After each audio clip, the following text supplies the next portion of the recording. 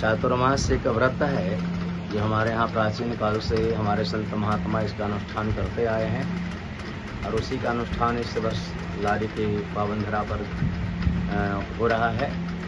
और चातुर्मास्य पूर्णाहुति के उपलक्ष्य में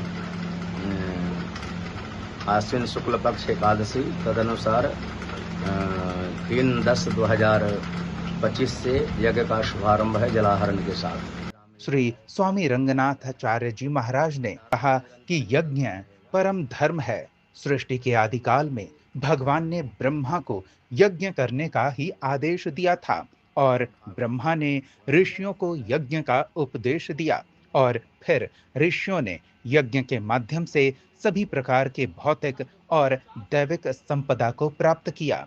वर्तमान में जो मौसमी प्रहार मानव झेल रहा है, चाहे वो अनावृष्टि हो, अतिवृष्टि हो, महामारी हो या उसका भी समाधान अगर मानव चाहता है तो वो यज्ञ के माध्यम से ही मिल सकता है। यज्ञ ईश्वर की आराधना का एक जरिया है। यज्ञ के माध्यम से बिखरे समाज को भी एकत्र किया जा सकता है। यज्ञ मानो एक जीवन दर्शन है। यज्ञ से मानव जीवन को शारीरिक, मानसिक और आध्यात्मिक लाभ मिलती है, जैसे वातावरण का शुद्ध होना, रोग दोषों से मुक्ति, मन की शांति, भौतिक समृद्धि, सामाजिक एकता और आस्था की शुद्धि। यज्ञ से होने वाला सुगंधित धुआं वैज्ञानिकों ने माना है और इसे पुष्ट भी किया है कि रोगाणुओं को नष्ट करता है, वायुमंडल को स्वच्छ करता है। इसके आध्यात्मिक पक्ष में व्यक्ति को अहंकार से मुक्ति मिलती है और वह ईश्वरीय गुणों के करीब आता है। यज्ञ के धुएं में सुगंधित जड़ी बूटियों से हुआ हवन हवा को शुद्ध करता है, जिससे वायुमंडल में मौजूद हानिकारक विषैले तत्व कम होते हैं, खत्म होते हैं, रोगाणु और विषाणु, और वो किसी प्रकार की बीमारियों को भी दूर करने में सक्षम होता है। उन्होंने ये भी कहा कि यज्ञ में प्रयुक्त औषधियां मन और तन को शीतलता प्रदान करती हैं। जीवन में समृद्धि बनाने के सशक्त माध्यम में से यज्ञ एक है जिसकी शुरुआत हुई है और बड़ी संख्या में श्रद्धालु इस आध्यात्मिक और दैविक और दैहिक लाभ के लिए यहाँ जरूर आएं। यज्ञ करने से या यज्ञ अनुष्ठान में शामिल होने से भी व्यक्ति का मन शुद्ध होता है, वह नकारात्मक विचारों से मुक्त होता है। यज्ञ के दौरान इदम नमम, यह मेरा नहीं है कि जाप से व्यक्ति के हृदय से अहंकार और भार का एहसास भी हटता है, उसे शांति मिलती है। यज्ञ के सुगंध का दिमाग पर सकारात्मक असर पड़ता है, जिससे कार्यकुशलता और याददाश्त भी बढ़ती है। ईश्वरीय गुणों का सम्मान करने के लिए प्रेरित करता है। देवताओं को आहुतियां अर्पित करने से व्यक्ति दिव्य शक्तियों से जुड़ाव महसूस करता है। यज्ञ पर्यावरण संरक्षण और प्राकृतिक संतुलन बनाए रखने में सहायक होता है। इसलिए इस यज्ञ में आप भी आहुति के लिए पहुंचें और ईश्वर का आशीर्वाद प्राप्त करें। आपको बता दें एक बार फिर से कि इस यज्ञ का आयोजन अरवल के कुर्था प्रखंड क्षेत्र के अहमदपुर हरना पंचायत के सती नगरी लारी में आयोजित हुआ है और ये चतुर्मासा यज्ञ है। जहानाबाद न्यूज के लिए कुर्था से संजय सोनार की रिपोर्ट।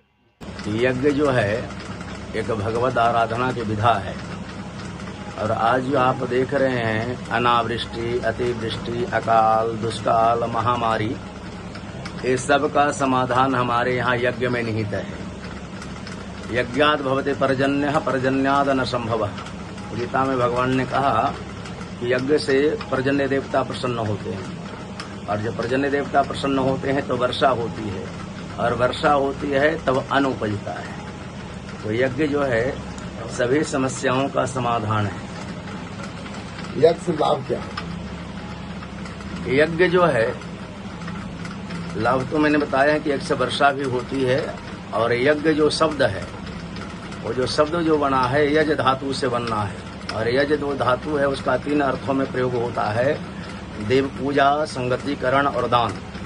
तो यहाँ देवताओं की तो आराधना होगी ही होगी, साथ साथ जो समाज के लोग टूटे लोग हैं, बिखरे लोग हैं, उनका एकत्रीकरण करना, उनको सन्मार्ग पर प्रेरित करना, सन्मार्ग पर चलने के लिए उद्देश्य से एकत्र करके और उनको सही दिशा में चलाने का एक प्रयास, ये भी एक यज्ञ का उद्देश्य है।